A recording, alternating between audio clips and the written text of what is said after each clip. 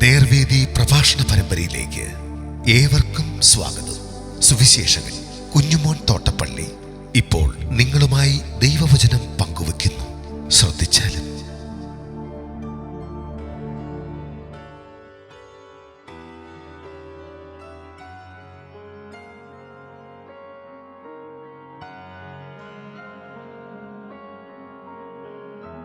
ഒട്ടകത്തെ വിഴുങ്ങുന്നവർ. ദൈവനാമത്തിന് മഹത്വമുണ്ടാകട്ടെ. മത്തായി എഴുതിയ സുവിശേഷം 23-ാം അധ്യായത്തിൻ്റെ 23-ഉം 24-ഉം വാക്യങ്ങൾ ഞാൻ വായിക്കുന്നത് ശ്രദ്ധിച്ചാൽ, കപടഭക്തിക്കാരായ ശാസ്ത്രിമാരും പരീശന്മാരുമായുള്ളവരെ നിങ്ങൾക്ക് ഹാ കഷ്ടം! നിങ്ങൾ തുളസി, ചതകുപ്പ, ജീരകം ഇവയിൽ പതാരം കൊടുക്കുകയും ന്യായം, കരുണ, വിശ്വസ്തത ഇങ്ങനെ ന്യായപ്രമാണത്തിൽ ഘനമേറിയവ ത്യജിച്ചു കളയുകയും ചെയ്യുന്നു. അത് ചെയ്യുകയും ഇത് ത്യജിക്കാതിരിക്കുകയും വേണം. കുരുടന്മാരായ വഴികാട്ടികളെ, നിങ്ങൾ കൊതുകിനെ അരിച്ചെടുക്കുകയും ഒട്ടകത്തെ വിഴുങ്ങുകയും ചെയ്യുന്നു.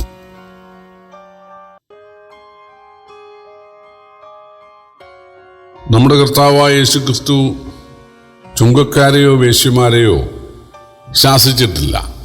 എന്നാൽ കൂടുതലും ശാസിച്ചിട്ടുള്ളത് പരീശന്മാരെയും ശാസ്ത്രിമാരെയുമാണ്. പരീശന്മാർ വേദപുസ്തകത്തിലെ, പ്രത്യേകിച്ച് പഴയ നിയമത്തിലെ അടിസ്ഥാന ഉപദേശങ്ങളൊക്കെ ശരിയായി വിശ്വസിക്കുന്നവരും പഠിപ്പിക്കുന്നവരുമാണ്.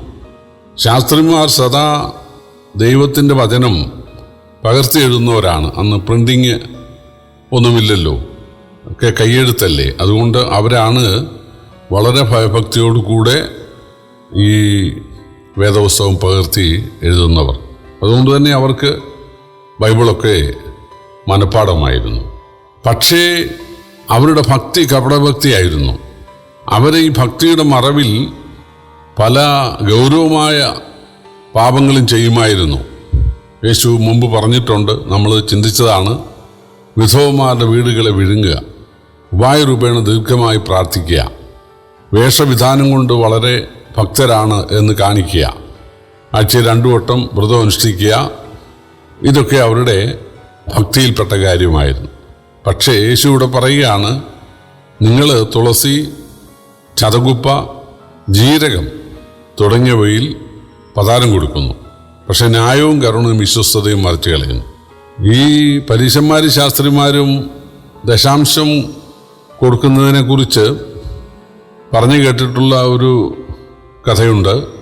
അവരാദ്യം ഈ ധാന്യങ്ങൾ പറ കൊണ്ട് അളക്കും. 9 കഴിയുമ്പോൾ 10ാമത്തെ പറ ദൈവത്തിനായിട്ട് മാറ്റിവെക്കും. പിന്നീട് ഇടങ്ങഴി കൊണ്ടും ചങ്ങഴി കൊണ്ടും നാഴി കൊണ്ടും ഉരി കൊണ്ടും അളക്കും.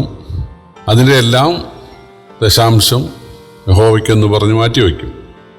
പിന്നെ കുറേ അവശേഷിക്കുന്നത് അവരെണ്ണും. എണ്ണിയിട്ട് 9 എണ്ണം അവരെടുക്കും, 10ാമത്തെ ദൈവത്തിന്. അതെല്ലാം വലിയ ശബ്ദത്തിലാണ്. ജീരകമൊക്കെ എണ്ണുക എന്ന് പറയുന്നത് സമകരമായ കാര്യമാണ്. പക്ഷെ അവർ അത്ര കണിശക്കാരായിരുന്നു. പക്ഷേ ഇത് പുറമേ ആളുകൾ കേൾക്കെ ഒക്കെ അത് ചെയ്യുമെങ്കിലും അവരുടെ രഹസ്യ ജീവിതത്തിൽ ന്യായവും കരുണയും വിശ്വസ്തതയും അവർ മറിച്ച് കളയുന്നവരായിരുന്നു. ഇത് പരീശന്മാരുടെയും ശാസ്ത്രിമാരുടെയും അല്ലെങ്കിൽ യഹൂദന്മാരുടെ മാത്രം കാര്യമല്ല, എല്ലാവരുടെയും ഒരു പരിച്ഛേദമാണ് ഇതെന്ന് പറയുന്നത് തെറ്റില്ല. യേശു പറയുകയാണ്, നിങ്ങൾ കൊതുകിനെ അരിച്ചെടുക്കുന്നു, ഒട്ടകത്തെ വിഴുങ്ങുന്നു. നിസ്സാര കാര്യത്തെ നിങ്ങൾ വളരെ ഗൗരവമായി കാണുന്നു. എന്നാൽ വലിയ കാര്യത്തെ നിങ്ങൾ കാണുമ്പോൾ നിങ്ങൾ കണ്ണടയ്ക്കുന്നു, നിങ്ങൾ അത് കണ്ടില്ല എന്ന് വയ്ക്കുന്നു. പല ആളുകളും സസ്യഭുക്കാണ്, അതുപോലെ മുണ്ടാവൃതവും ഉണ്ണാവൃതവും ഒക്കെ എടുക്കുന്നവരാണ്, വളരെ ശുദ്ധവൃത്തിയുള്ളവരാണ്, അതിരാവിലെ കുളിക്കുന്നവരും അതുപോലെ കുറേ നേരം പ്രാർത്ഥന നിരതരായിരിക്കുന്നവരും പതിവായിട്ട് ആരാധനാലയങ്ങളിൽ പോകുന്നവരും ഒക്കെയാണ്. പക്ഷേ അവരുടെ ആ ദൈവത്തോടുള്ള സ്നേഹവും ഭക്തിയും ദൈവത്തിൻ്റെ സൃഷ്ടികളായ മനുഷ്യരോടില്ല. ന്യായം പ്രവർത്തിക്കാതെ അവർ അന്യായം പ്രവർത്തിക്കുന്നു, കരുണ കാണിക്കാതെ അവർ കാഠിന്യം പ്രവർത്തിക്കുന്നു, വിശ്വസ്തത പാലിക്കാതെ അവർ അവിശ്വസ്തരാകുന്നു. അത് പൊതുവെ ആളുകൾ ഇതവർ ആരെയും കാണിച്ചുകൊണ്ടല്ലെന്ന് മാത്രം, അത് രഹസ്യമായിട്ടാണ്.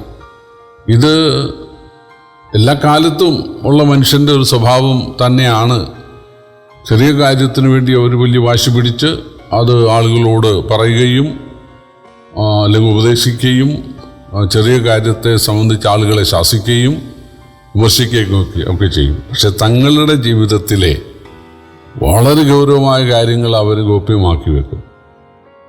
നമുക്ക് ദാവീദിൻ്റെ ജീവിതം പരിശോധിച്ചാൽ, ദാവീദ് ബത്ശേബ എന്ന സ്ത്രീയെ ബലാത്സംഗം ചെയ്തു.